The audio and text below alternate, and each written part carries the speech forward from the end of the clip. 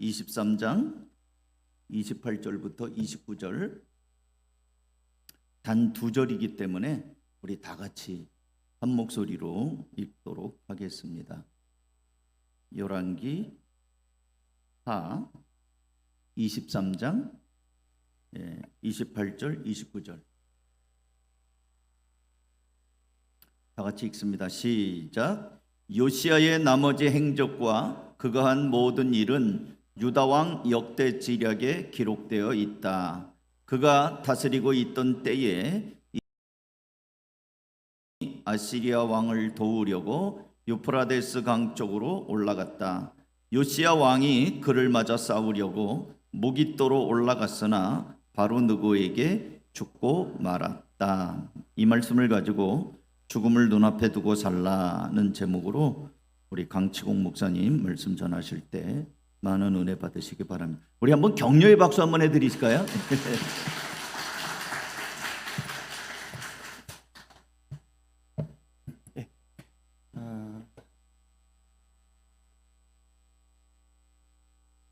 오랜만에 뵙습니다. 강대상 위에서 오늘 말씀을 나누기 전에 한 가지 좀 말씀드리고 싶은 게 박장범 성도님께서 오늘 처음으로 찬양 인도를 하시지 않으셨습니까? 너무 근데 처음 하셨다는 게 믿기지 않을 만큼 너무 잘하셨던 것 같아요. 그래서 전에 다니던 안산의 그 꿈의 교회인가요? 거기서 인도를 하시다가 오신 분인가라는 생각이 좀 아닌가요? 너무 은혜를 받았고요. 그래서 사실 이렇게 칭찬을 하는 이유는 한 가지 좀 어려운 겉면을 좀 드리려고요. 오늘 이 말씀이 제가 끝나면 제 은혜 받은 찬양이 예배자라는 찬양이 너무 좋았거든요. 그것 좀 같이 나와서 좀 불러주실 수 있을까요? 부탁드립니다. 그래서 예배자라는 찬양을 좀 인도해 주시고 그 다음 제가 기도하고 같이 기도하는 느낌으로 갔으면 좋겠습니다. 너무 찬양 가운데 은혜를 받았습니다. 감사합니다. 오늘은 죽음을 눈앞에 두고 살라라는 주제로요 하나님의 말씀을 좀 전해보려고 합니다. 지난달이었나요? 벌써 좀 시간이 지나긴 했는데 다른 분들은 기억하실지 모르겠습니다. 담임 목사님이 은사 교수님이신 정창균 교수님께서요 우리 교회 오셔서 말씀을 전했던 적이 있어요. 그렇죠? 벌써 한 달 정도의 시간이 지났는데요. 제가 보니까 8월 18일 날 전하셨더라고요. 정창균 교수님 같은 경우는 뭐 저 같은 목회자는 평소라면 말도 못 붙일 만큼 너무 이 교단에서 존경받는 분이시고요. 너무 어른이시죠. 그리고 우리 담임 목사님의 스승님이기도 하다 보니까 좀 담임 목사님만 해도 저한테 너무 높은 분인데 담임 목사님의 스승님이기까지 하신 거예요. 그러니까 그 당시에 설교를 정말 열심히 들었던 기억이 있습니다. 거의 뭐 고개를 열심히 끄덕여 가면서 아멘 하면서 막 열심히 들었던 경청했던 기억이 있어요. 그 당시에 제가 참 이 정창규 교수님의 말씀 가운데 기억에 남는 한 부분이 있는데요. 그 부분이 어떤 부분이냐면 정창균 교수님께서 이렇게 말씀을 하시는 겁니다. 여러분, 우리가 자녀를 수련회 보냈습니다. 근데 그 자녀가 물놀이를 하다가 죽어버린 거예요. 그럼 우리는 이 일을 어떻게 해석해야 하겠습니까? 기억나실지 모르겠지만 저한테는 굉장히 인상 깊었던 질문이었습니다. 그렇지 않습니까, 여러분? 한번 생각을 해보실까요?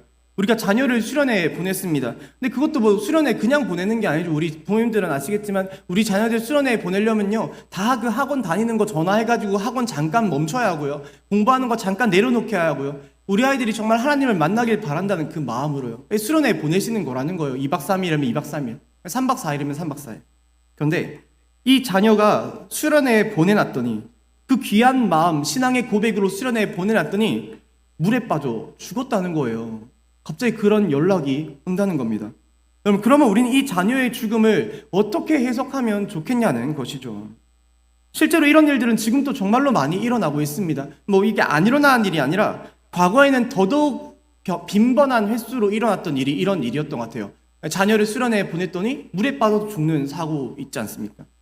옛날에는 여러분 여름 수련회를 해수욕장이나 바닷가 같은 데 좀 많이 갔어요. 그러면 이게 굉장히 위험하잖아요. 근데 청소년부 학생들 중에서도 가끔 보면 근데 이런 남학생들 중에 까불기를 좋아하는 아이들이 있어요. 그럼 이런 아이들은 담당 교육자의 말은 듣지도 않고요. 혼자서 몰래 그 깊은 바다로 누가 더 멀리 수영해서 들어가나 내기를 해서 들어가는 겁니다. 이게 들어갈 때야 들어가는데 돌아올 때는 너무 먼 거리를 들어가기도 했고 또 파도가 치니까 나오지를 못해서 결국에는 아무도 모른 채 물에 빠져 죽어버리는 일. 그게 진짜로 많이 일어났다는 것이죠. 진짜 이게 여러분 비일비재했었습니다. 물론 여러분 걱정하지 않으셔도 되는 거는 우리 교회 같은 경우는 절대로 이런 일이 일어나지 않을 겁니다, 여러분. 걱정하지 않으셔야 됩니다. 이게 우리 교회가 다른 교회와 비교해서 남다른 하나님의 은혜가 있어서 그런 일이 일어나지 않는 것은 아니고요. 우리 교회 학생들은 여러분 수련회 때 물놀이 하는 거 보시면요, 여기 위에 그 정자 있는 데 있죠. 거기서 물에 바가지에 물 담아서 뿌리면서 놀거든요. 우리는 바가지 막 뿌려주면 하하호 하고 너무 즐겁게 저희는 물풍선 던져가면서 막 이렇게 제낀다고 해야 하나요? 제낀다는 거죠. 예.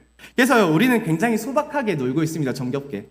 제 생각에는 우리 교회 이 정자 쪽에서 익사 사고가 일어나는 일은 아마 없을 거라는 생각이 들어요. 그런 확률이 있지 않을 거라는 생각이 듭니다. 우리는 걱정하지 않으셔도 돼요. 걱정하지 않으셔도.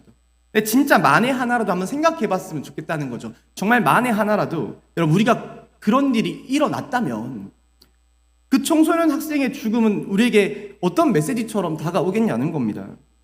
주님, 내가 주님을 신뢰하는 마음으로 학원도 다 빼고 그냥 주님, 이 우리 아이들 은혜 받았으면 좋겠다는 마음으로 수련회를 보냈는데 무슨 일입니까 주님? 무슨 일입니까? 너무 원망하는 마음이 싹트지 않겠냐는 것이죠. 여러분, 사람이 나쁜 짓을 하다가 벌을 받으면요, 그냥 우리는 벌 받을 놈이 받았다라는 생각으로 넘어갈 수가 있습니다. 나쁜 짓을 하고 죄를 짓다가 벌을 받으면 인과응보다 하고 자연스럽게 그 일의 이유를 납득하게 돼요. 근데 세상에 보면 내가 하나님을 참 잘 믿고 있음에도 불구하고 이런 불의의 사고들이 분명히 닥칠 수가 있다는 거예요. 수련회에 보냈더니 사고가 나서 자녀가 죽을 수도 있고요. 다른 말로 새벽 기도를 결단해서 갔더니 거기서 차 사고가 나서 죽을 수도 있다는 말입니다. 또 잘 믿던 어떤 어린 아기가, 정말 하나님 사랑한다고 고백하는 귀여운 아기가 불치의 병에 걸려서 죽을 수도 있습니다. 실제로 이게 안 일어나는 일이 아니지 않습니까? 외면하지 마시고 진짜 현실을 보시면 여러분, 너무나도 많이 일어나는 일들입니다. 내가 잘 믿어보려고 했는데 왜 이런 죽음이 우리에게 실제로 일어나게 되는 거냐는 말이죠. 하나님을 잘 믿어보려고 마음을 먹었으면 그때부터 솔직히 여러분, 하늘의 문이 열리고 막 축복이 쏟아져 내려야 하는 거 아닐까요? 새벽 기도를 결단했으면 그 기도의 응답이 막 이루어지고 내 삶이 부유해지고 풍요로워지고 그런 일들이 일어나야 하는 거 아닐까요? 새벽 기도를 결단했더니 죽음이 웬 말이냐는 것입니다.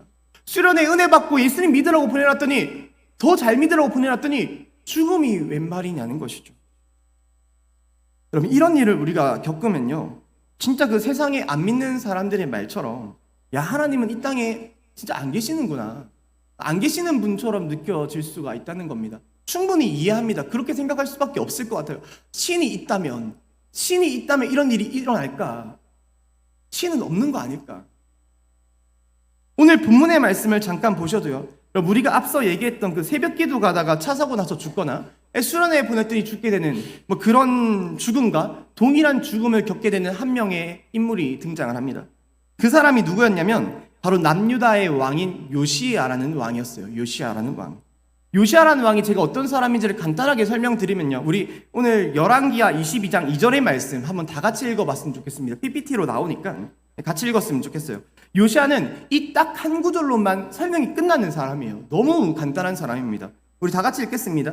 요시야는 주님께서 보시기에 올바른 일을 하였고 그의 조상 다윗의 모든 길을 본받아. 여러분, 요시야는 남유다의 왕 중에서도 하나님을 가장 열심히 믿었던 사람이었습니다. 이 사람을 성경에서는 무엇이라고 표현하고 있냐면요, 무려 다윗과도 같은 길을 걸었다고 말할 정도로, 그러니까 이 믿음의 수준이 이스라엘의 최고의 왕이라고 불려지는 다윗만큼 엄청난 믿음을 가진 사람이 요시야였다는 거예요. 여러분, 다윗이 진짜 큰 하나님의 축복을 받았잖아요. 전쟁에만 나가면 다 이겼지 않습니까? 쫓기는 가운데서도 그 생명을 하나님이 언제나 지켜주셨고요, 나중에 무병장수하는 삶까지도 살게 됩니다. 근데 이런 생각을 하게 되면 우린 요시야가 어떤 인생을 사셨을 거라고 예측이 되십니까?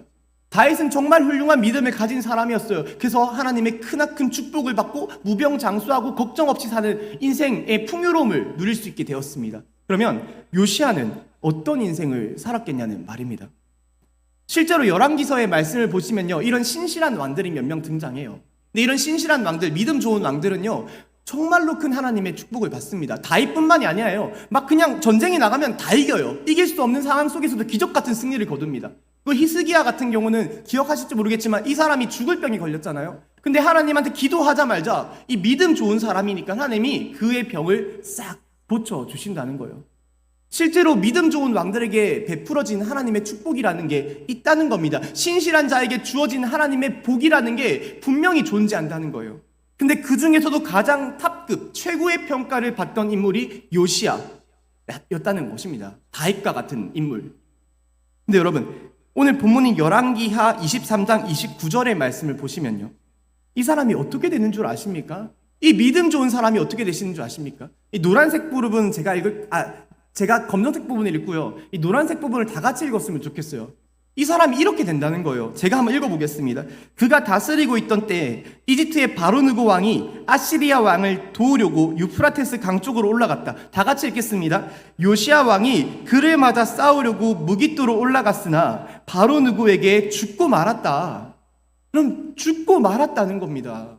이 믿음 좋은 왕이 전쟁터에 나가면 승리할 줄 알았는데 그 이집트의 파라오 느고라는 왕에게 그냥 허무한 듯 죽어버렸다는 것이죠.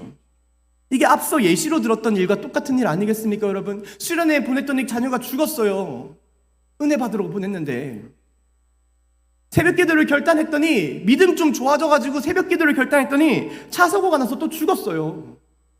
이 열왕기하 타락한 시대에 모두가 타락한 왕으로 살아갈 때 나만큼은 주님을 믿고 나만큼은 신실한 사람으로 살기를 결단해서 다윗 같은 삶을 살았더니 죽은 겁니다. 죽었어요. 겉으로 보기엔 아무런 축복도 없는 것처럼 말입니다. 실제로 성경에서 봐도 여러분 이런 일들은 분명히 일어난다는 거예요. 전 그래서 사실 이 성경이요 진짜라고 생각해요. 진짜 꾸며낸 이야기일 수가 없습니다. 전래동화 같은 게 있을 수가 없어요. 이게 막 전래동화나 꾸며낸 이야기면 여러분 무조건 잘 믿는 왕은 복받아야 해요. 현실에서는 아닐지라도 이 이야기책 속에서는 무조건 좋은 결말, 해피엔딩이 이루어져야 한다는 겁니다. 근데 이게 꾸며낸 이야기가 아니고 실제로 있었던 일이기 때문에 실제 우리 현실에서 일어나는 일들이 똑같이 기록되어져 있다는 겁니다. 여러분, 그럼 우리는 이 일을 어떻게 해석해야 하겠냐는 겁니다. 요시아는 정말 믿음이 좋은 사람이었는데 왜 말씀에서 이러한 죽음을 경험하게 되었냐는 것이죠. 사랑하는 여러분, 이 말씀은요, 여러분, 오늘 본문의 말씀은 우리가 기존에 가지고 있던 이 죽음에 대한 생각, 평상시에 죽음에 대해 가지고 있던 우리의 고정관념 혹은 죽음에 대해 가지고 있던 인식, 그런 것들을 가지고는요 절대로 풀리지가 않는 미스테리한 말씀입니다. 정말 풀 수가 없는 수수께끼 같은 말씀이에요. 왜 죽었을까? 왜? 우린 다들 죽음이라는 단어를 떠올리시면 어떤 느낌의 단어 혹은 어떤 느낌의 이미지가 떠오르시나요, 여러분? 평소에 우리 죽음을 어떻게 생각하고 계십니까? 대체로 우리는 죽음이라는 단어를 들으면요 번뜩 부정적인 느낌의 단어들, 이미지를 떠올리기가 너무 쉬워집니다. 그렇지 않습니까, 여러분? 왠지 죽음 이러면 굉장히 공허하고 허무할 것처럼 느껴지지 않으시나요? 너무 두렵지 않습니까, 죽음? 내가 내일 당장 죽어요. 기쁘십니까? 두려워요. 우리는 더 살고 싶습니다. 인생에 스위치가 있다면 스위치를 이제는 꾹 하고 꺼서 TV 화면을 꺼버리는 거예요. 그래서 앞으로 영원한 암흑이 펼쳐질 것만 같은 그 공허하고 허무한 상태, 이게 우리가 무의식적으로 느끼는 이 죽음이란 상태라는 거예요. 그렇지 않냐는 겁니다. 그럼 믿는 사람들도 마찬가지입니다, 여러분. 우리는 뭐 죽음을 다르게 생각한다고 말을 하지만요, 우린 죽음을 다르게 생각한다고 주장하지만요, 무의식적으로는 우린 다들 죽음을 그렇게 안 좋은 느낌으로만, 안 좋은 생각으로만 판단하려 들고 죽음을 그렇게 인식하려 든다는 말입니다. 죽음을 생각하면 두려워요. 죽음을 생각하면 너무 외로워요. 여러분, 물론 실제로 죽음에는요 그런 부정적인 느낌, 모습, 단어가요 담겨져 있긴 합니다. 믿지 않는 많은 사람들에게 죽음이란 그 앞서 말했던 그 외로움, 공허함, TV 화면 끄는 거, 이것과는 비교도 안 될 만큼 너무나도 끔찍하고 두려운 모습으로 임재하게 될 거예요. 그럼 믿지 않는 많은 사람들에게는요 죽음은 결코 그냥 TV 화면 꺼지는 것처럼 가벼운 일로 지나가 버리지 않게 될 것입니다. 성경에서 말하는 죽음은 특히 믿지 않는 많은 사람들에게는 정말로 가혹하고도 혹독한 하나님의 심판으로 죽음이라는 것은 다가오게 될 거라는 겁니다. 영원한 고통, 영원한 형벌, 이게 믿지 않는 자들에게 죽음이 될 것입니다. 안타깝지만 어쩔 수 없습니다. 그래서 우리가 전도를 해야 하는 거예요. 내 사랑하는 사람을 전도해야 하는 이유, 내 이웃을 전도해야 하는 이유, 그 죽음이 믿지 않는 자에게 너무 끔찍하게 적용되기 때문에요. 우리 전도해야 하는 겁니다. 그런 관점에서 봤을 때 여러분, 분명히 죽음은요 두려움의 느낌을 가지고 있습니다. 제가 오늘 말씀드리고 싶은 것은 우리 믿는 자들에게는 죽음이 이러한 부정적인 단어로만 주어져서는 다가와서는 안 된다는 것이죠. 그걸 말씀드리고 싶은 겁니다. 잘 믿는 사람이 여러분 잘 믿다가 죽었습니다. 저 신실한 김 집사가 죽었습니다. 새벽 기도를 하다가 갑자기 죽었습니다. 저 강 목사가 수련회를 인도하다가 갑자기 죽었습니다. 목사인데. 그럼 우리는 이 일을 어떻게 해석해야 할까요? 이건 하나님이 잠깐 한눈 팔다가 실수로 죽게 내버려 두신 겁니까? 야, 이 강 목사를 내가 잘 지켜줬어야 했는데 실수했네. 미안하다, 강 목사야. 하나님이 실수하신 걸까요? 죽으면? 아니면 이 사람이 사실은 숨겨둔 큰 죄악이 있어서 하나님의 심판을 받은 걸까요? 사람이 죽었어요. 근데 죽고 나서 보니까 이 사람이 숨겨둔 죄악이 있는 거예요. 막 성추행범이었던 거예요. 알고 보니까. 그래서 심판을 받아 죽은 걸까요? 여러분, 우리가 죽음을 자꾸 안 좋은 쪽으로만 묵상하고요, 안 좋은 쪽으로만 생각하니까 누가 죽으면 계속 이게 하나님의 심판인가 실수인가를 되뇌이게 된다는 거예요. 여러분, 죽음이라는 것은요, 믿지 않는 자들에게는 그런 두려움의 이미지로 다가올 수가 있습니다. 하지만 믿는 우리 모두에게는 그보다 더 큰 하나님의 축복이 없다는 것을 우리는 기억해야만 합니다. 그거를 기억하셔야 해요. 여러분, 죽음 이꼴 하나님의 축복이라는 겁니다. 믿는 우리에게는요, 죽음만큼 큰 하나님의 축복이 없다는 거예요. 무의식적으로라도 우리는 이 죽음에 대한 인식을 바꾸셔야 합니다. 요시야 왕을 잠깐 보시면요, 여러분, 요시야 왕은 잘 믿으면서 누구보다 신실하게 살다가 전쟁터에 나가서 갑자기 죽어버렸어요. 그럼 이 요시야 왕의 죽음은 진짜 하나님이 그냥 실수하신 걸까요? 이 잘 믿는 왕을 못 살리신 걸까요? 능력이 부족하셨던 걸까요? 죽음을 나쁘게만 생각하면 그렇게 해석되어집니다. 하지만 많은 신학자들은요, 한결같이 입을 모아서 이 사건을 보고 어떻게 얘기하냐면 요시야 왕의 죽음은 결코 하나님의 실수가 아닌 하나님의 축복이었다라고 고백을 하고 있습니다. 많은 신학자들은 이 죽음이 이꼴 하나님의 축복이었다라고 말하고 있는 겁니다. 왜 이게 축복이었냐면 여러분, 이 당시에는 이미 요시야 왕이 세워지기 전전대 왕이 므낫세라는 왕이 있었거든요. 이게 요시야로 치면 할아버지 되는 사람입니다. 이 할아버지 왕이 굉장히 큰 악행을 저질러서 남유다에 이미 하나님의 멸망이 선포된 상황이었어요. 이 시대적 배경을 아셔야 합니다. 하나님이 너희들 남유다야, 너희들은 멸망할 것이다. 바벨론의 포로로 끌려갈 것이다. 모든 깐사리를 털리게 될 것이다. 모든 멸망의 말씀을 이미 선포하신 상황이었다는 거예요. 여러분, 하나님의 말씀이 선포되잖아요. 그럼 그걸 주워 담을 수가 없습니다. 시한부 인생이라고 생각하시면 좋아요. 하나님의 멸망을 선포하면 이 나라는 무조건 어떤 일이 있어도 멸망하게 돼요. 그럼 만약에 요시야가 오래 살았다고 한번 생각해 볼까요, 여러분? 요시야는 잘 믿으면서 여느 다른 신실한 왕들처럼 무병장수하는 삶을 살게 된 거예요. 그럼 어떤 상황이 펼쳐지게 됩니까? 요시야의 눈앞에서요, 요시야는 건강하게 살고 있는데 눈앞에서 남유다의 모든 백성들이 쇠사슬에 묶여서 끌려가는 참담한 현실을 보게 되는 거예요. 요시야가 오래 살았더라면 요시야의 눈앞에서 나의 사랑하는 백성들이 끌려가는 걸 지켜보는 그런 절망을 경험하게 될 수밖에 없었다는 겁니다. 또 요시야의 눈앞에서 모든 나라의 국강과 세간살이들, 그 귀한 성전의 기구들 모두 끌려가는데 땅을 치고 피눈물을 흘리는 게 요시야의 모습이 될 수밖에 없었다는 것이죠. 여러분, 다시 말해서 요시야가 오래 사는 것이요, 결코 하나님의 축복이 아니었다는 겁니다. 하나님은 여러분, 되려 이 신학자들이 이렇게 표현하는데 이게 참 올바른 표현인지 한번 판단해 보시기 바랍니다. 신학자들은 이렇게 얘기합니다. 요시야의 죽음을 가지고 하나님은 되려 요시야를 일찍 죽이심으로 그를 축복하셨다. 무슨 말씀인지 아시겠습니까? 요시야를 되려 일찍 죽이심으로 그를 축복하셨다. 죽음 이꼴 하나님의 축복이 된다는 거예요. 믿는 자에게 죽음은 하나님의 축복이라는 것입니다. 일찍 죽어서 천국에서 행복하게 사는 것이 오히려 이 땅에서 끔찍한 고통을 받는 것보다 좋기 때문에 그를 죽게 내버려 두신 것이라는 말입니다. 여러분, 우린 죽음이라는 것이 가지고 있는 이 이미지를 다시 한번 생각해 볼 필요가 있습니다.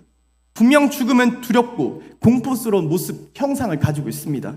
때론 죽음이란 하나님의 심판처럼 느껴지기도 합니다. 물론 실제로 믿지 않는 많은 자들에게 죽음은 하나님의 심판이기도 합니다.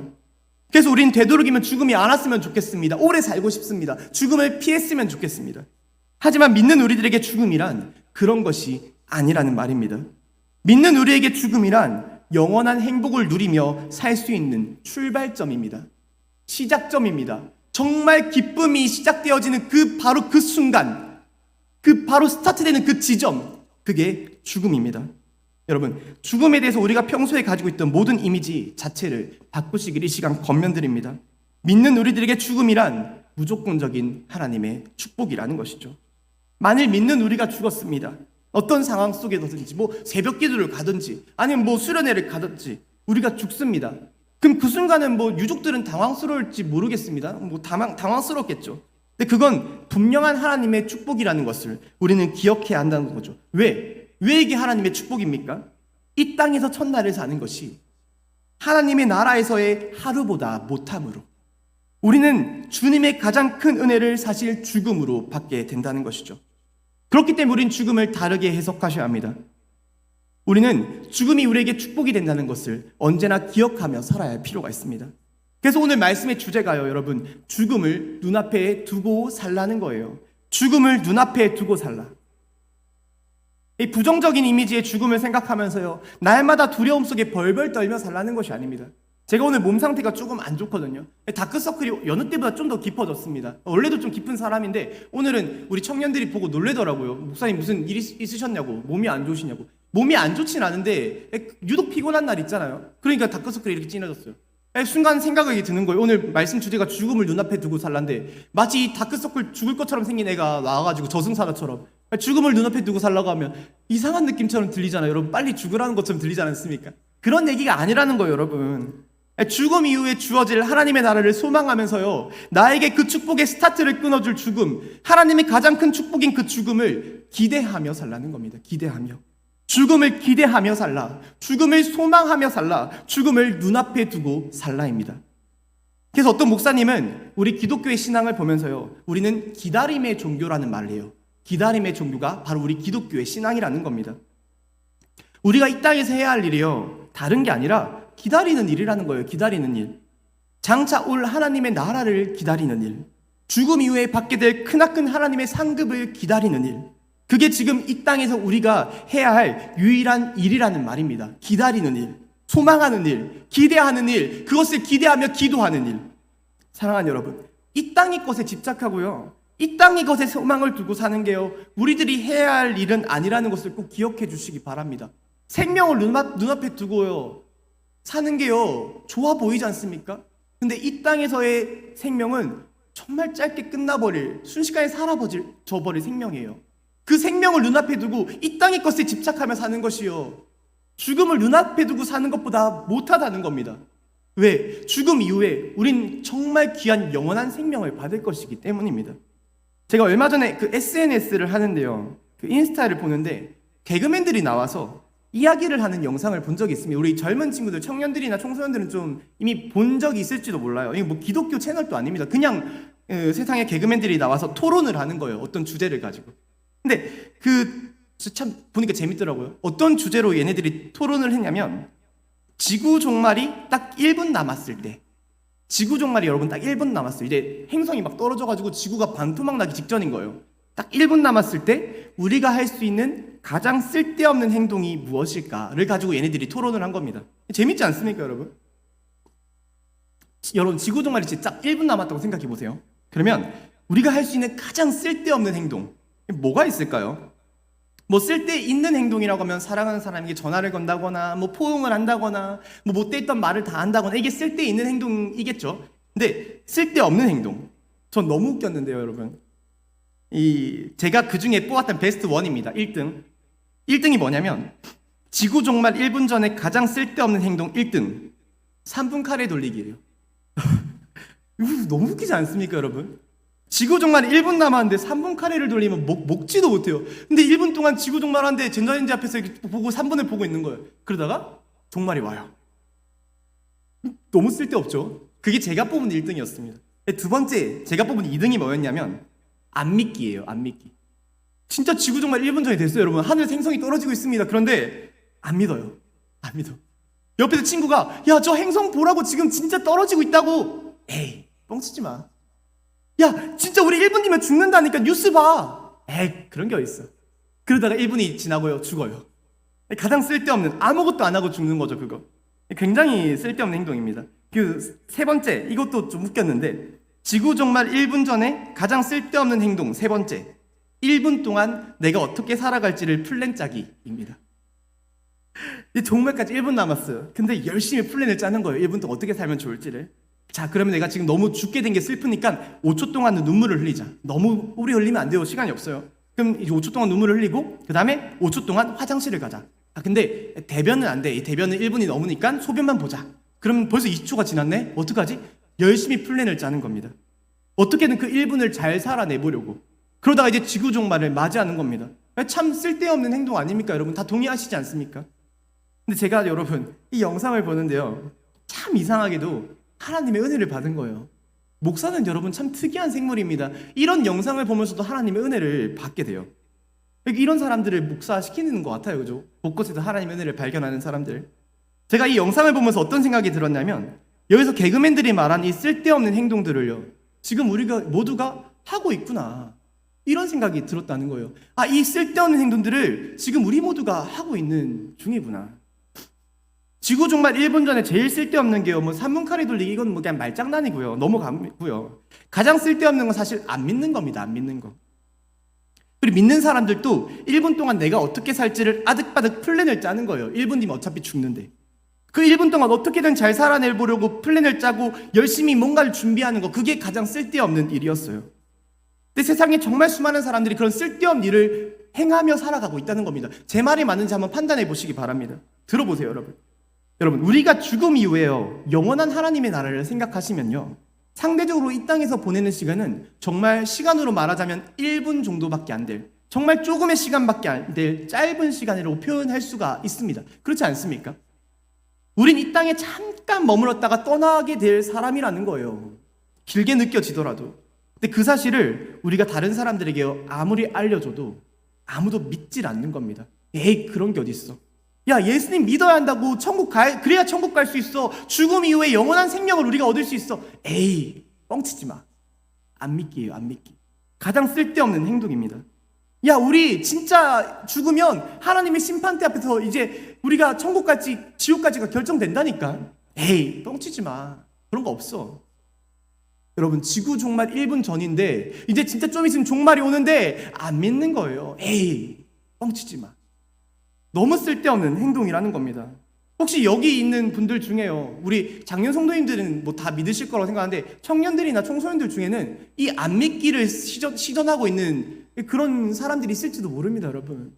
에이, 뻥치지 마. 에이, 그런 게 어딨어. 그러다가 그냥 1분 지나면 여러분 종말을 맞이하는 거예요. 예수님이 오시는 거예요. 그때 가서는 믿어도 의미가 없어진다는 겁니다. 믿으시길 바랍니다.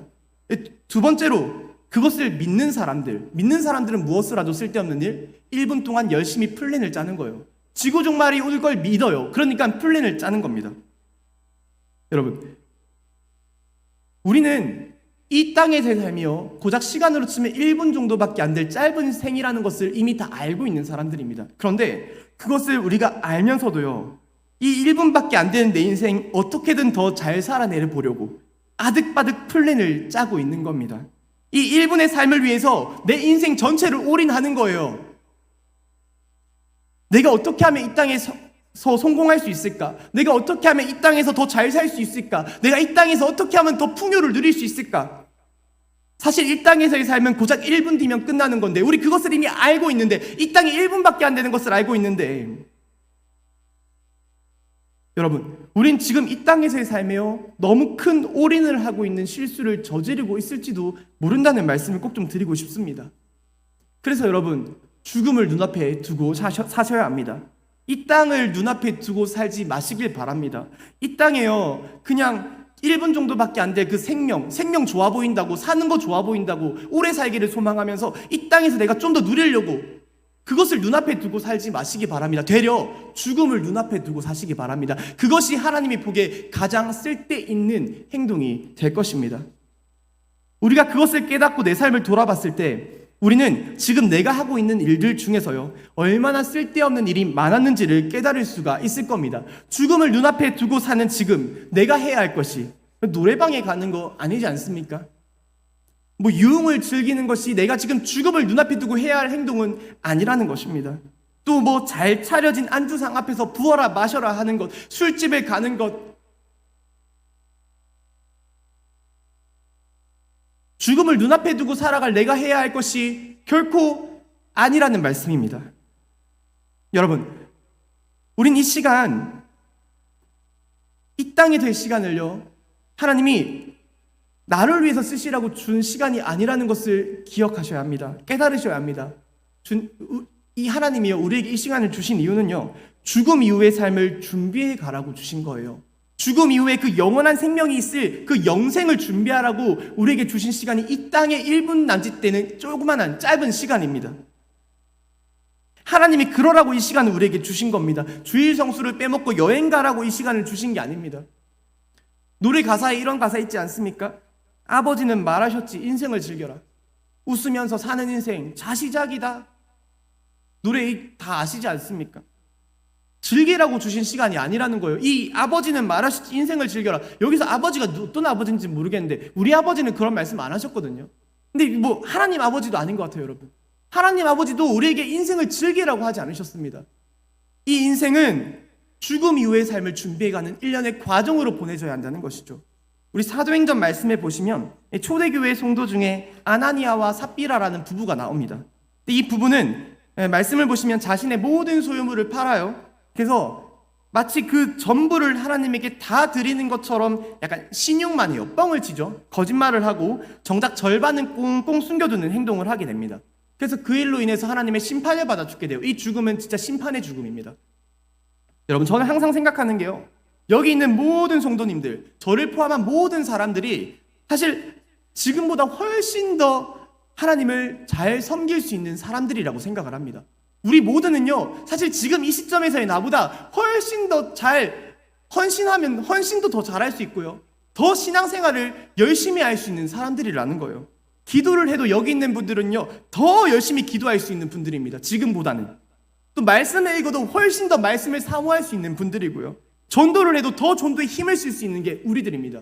지금보다 더 하나님을 위해서 최선을 다할 수 있는 게 지금 우리들의 모습이라는 거예요. 근데 중요한 게 뭐냐면, 우리가 할 수는 있는데, 기도할 수 있잖아요, 말씀 읽을 수 있잖아요. 중요한 게 뭐냐면 우리가 안 하려고 한다는 거예요. 안 하려고. 왜 하지 않으려고 할까요? 할 수 있는데, 더 열심히 주님을 섬길 수 있는데 왜 안 하려고 합니까? 마치 아나니아와 삽비라처럼 주님한테는 딱 50 정도만 드리고 싶은 마음이 우리한테 있거든요. 주님을 위해 최선을 다하고 싶은 마음이 없거든요. 아나니아와 삽비라처럼 이 50은 나를 위해 좀 써야 하고 한 50 정도만 주님을 위해 쓰고 싶거든요. 내가 쉬기도 해야 하고 놀기도 해야 하고 누릴 것도 누려야 하는데, 내가 이 땅의 인생을 위해서 그 50은 사용해야 하는데 왜 우리가 주님한테 온전한 헌신을 바치지 못한다는 것입니다. 이 땅에서의 삶을 너무 중요하게 여기기 때문입니다. 죽음을 눈앞에 두고 살지 않고 이 땅을 눈앞에 두고 살기 때문입니다. 이 땅에 소망을 두고 살기 때문입니다. 그런데 제가 아무리 생각해봐도 여러분, 아나니아와 삽비라가요, 그 헌금을 드린 일 후에 자신들이 만일 죽을 것을 알았더라면, 그 사람들이요, 죽음을 눈앞에 두고 살았더라면 과연 주님 몰래 50을 숨겨두는 그런 어리석은 행동을 저질렀을까요? 안 저질렀을 거라는 거예요. 그 부부가 죽음을 눈앞에 두고 죽음 이후의 삶을 누구보다 기대하며 죽음의 소망을 두고, 이 땅이 짧은 생명이 아닌 죽음의 소망을 두고 살았더라면 여러분, 그들은 말하지 않더라도 자신들의 전부를 주님께 바치는 삶을 살았을 겁니다. 마찬가지입니다. 우리가 이 땅에서 죽음을 눈앞에 두고 죽음을 소망하며 산다는 것은요, 다른 것이 아니에요. 빨리 죽기를 기대하라는 그런 게 아닙니다, 여러분. 그것은 우리가 지금까지 주님 앞에 숨겨두고 있었던 그 절반의 헌신, 그 절반의 마음을 이제는 주님께 솔직하게 말씀드리고 꺼내서요, 주님께 온전한 100의 헌신으로 합쳐서 드리는 것이 죽음을 눈앞에 두고 사는 사람의 진정한 모습입니다. 헌신을 드려야 합니다, 여러분.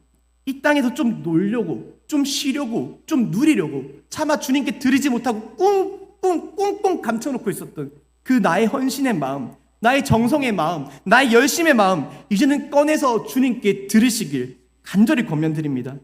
이 땅에서 우리가 살아가는 것이 바로 그것을 위한 시간이에요. 이 땅을 위해서, 이 인생을 즐기기 위해 사는 게 이 땅에서 1분 남짓 시간이 아니라요, 하나님께 헌신하기 위한 시간, 죽음을 준비하는 시간, 그것이 바로 우리에게 주어진 바로 이 시간이라는 것을 기억할 수 있기를 바랍니다. 그래서 오늘 이 시간 우리가 다음의 결단을 할 수 있었으면 좋겠습니다. 첫 번째요, 말씀을 읽지 않던 자는 말씀을 읽는 자가 되기를 결단할 수 있기를 바랍니다. 두 번째, 기도를 하지 않던 자는 기도를 하는 자가 되기를 결단할 수 있기를 바랍니다. 세 번째, 사역을 하지 않던 자는 사역을 하는 자가 되길 결단할 수 있기를 바랍니다. 네 번째, 목장을 나가지 않던 자는 목장을 나가는 자로 결단할 수 있기를 바랍니다. 다섯 번째, 섬김을 하지 않는 그 인색한 마음으로 남에게 베품을 가지지 못했던 자는 아낌없이 섬길 줄 아는 자가 되길 바랍니다. 여섯 번째, 가정에 소홀히 하던 자는 가정을 사랑하고 챙길 줄 아는 자가 되기를 결단할 수 있기를 바랍니다. 일곱 번째, 전도를 외면하던 자는 전도에 힘을 내는 자가 되길 결단할 수 있기를 바랍니다. 여러분, 그 외에도 우리가 주님께 온전하게 드리지 못했던 헌신의 모습이 있다면 우리가 이 시간 숨겨둔 그 50을 꺼내서 주님께 드리며 더욱 열심히 주를 위해 살겠노라, 내가 주를 위해 온전히 헌신하겠노라 결단하고 변화될 수 있는 지금 그 시간이 될 수 있기를 바랍니다. 우리 지금 이 시간 우리 찬양 불렀으면 좋겠는데요. 잠깐 나와서 세팅 부탁드리도록 하겠습니다.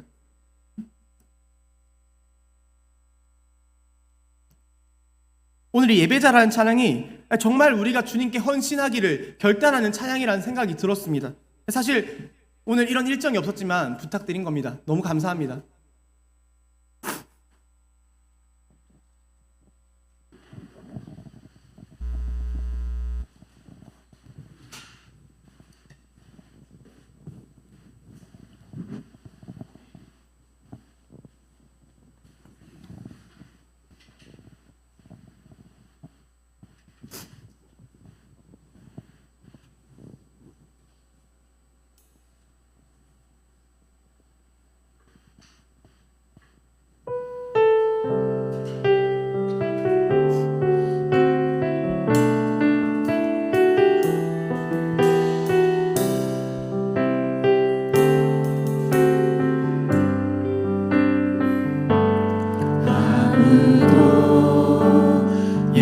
예배하지 않는 그곳에서 주를 예배하리라.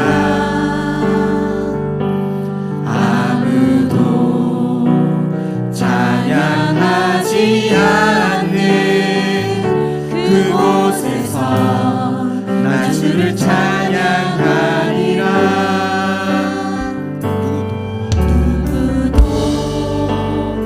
헌신하지 않는 그곳에서 주께 헌신하리라.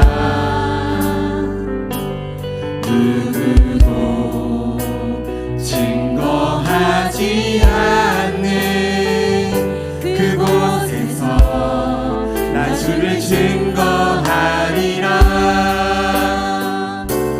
내가 받는 모든 땅 주를 예배하게 하소서. 주의 보혈로 덮어지게 하소서. 내가 선이고 주의 거룩한 곳 되게 하소서. 주의 향기로 물들이소서.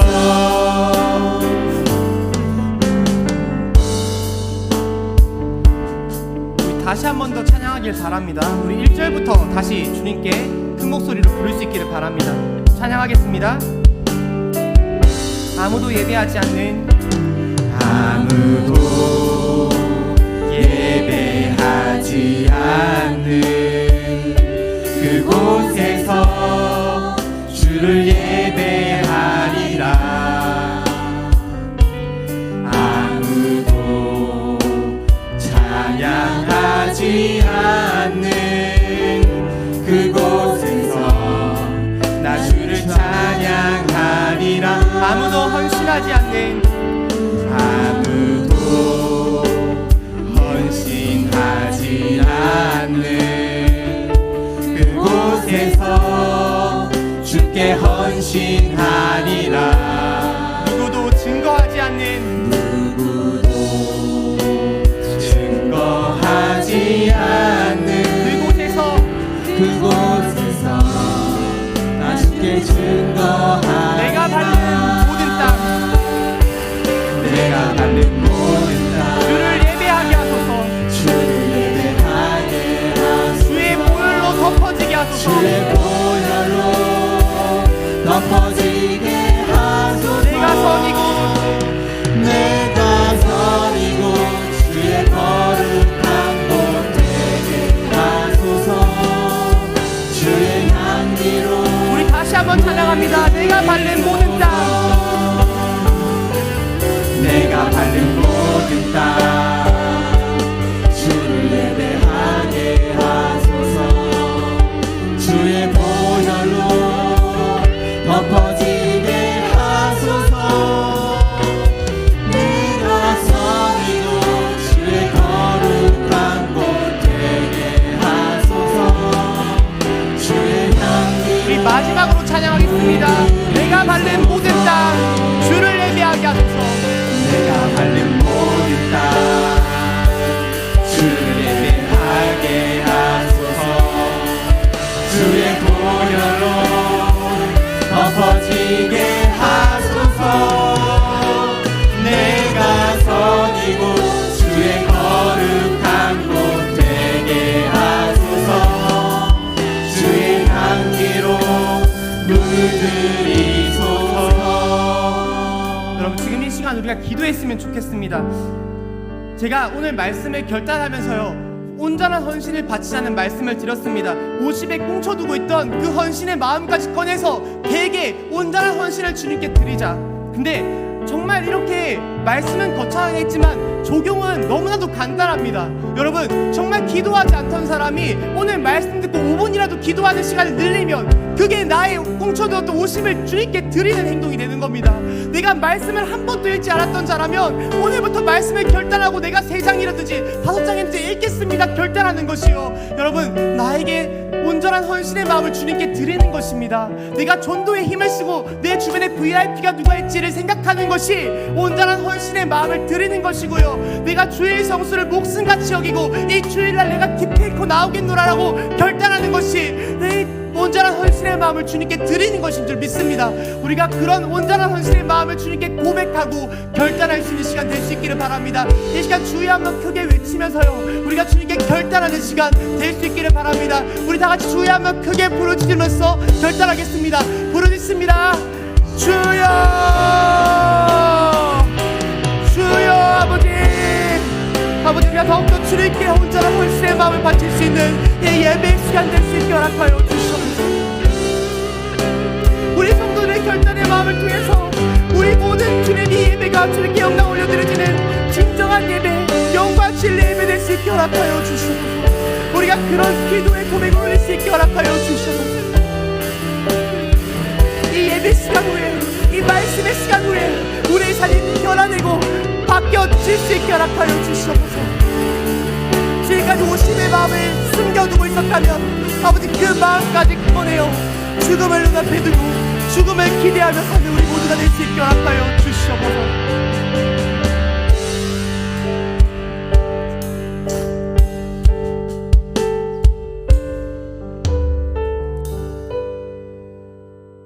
사랑과 긍휼이 풍성하신 하나님 아버지, 오늘은 죽음을 눈앞에 두고 살라라는 주의 말씀을 들음으로 우리가 정말 이 땅에 무언가에 집착하며 아등바등 살아가는 것이 아니라 우리가 정말 소망을 두어야 할 곳, 우리가 정말 기대하며 기다려야 할 곳은 죽음 이후의 그 땅임을 깨달았습니다. 하나님, 오늘 이 시간 우리가 결단합니다. 이제는 이 땅에 집착하며 이 땅을 위해 숨겨두었던 그 50의 나의 마음, 나의 그 헌신의 마음, 열정의 마음, 그 마음을 주님께 드림으로 온전한 100의 헌신을 바칠 수 있는 우리 모두가 될 수 있게 허락하여 주시옵소서. 이 모든 말씀 우리 구주 예수님의 이름으로 기도드렸습니다. 아멘.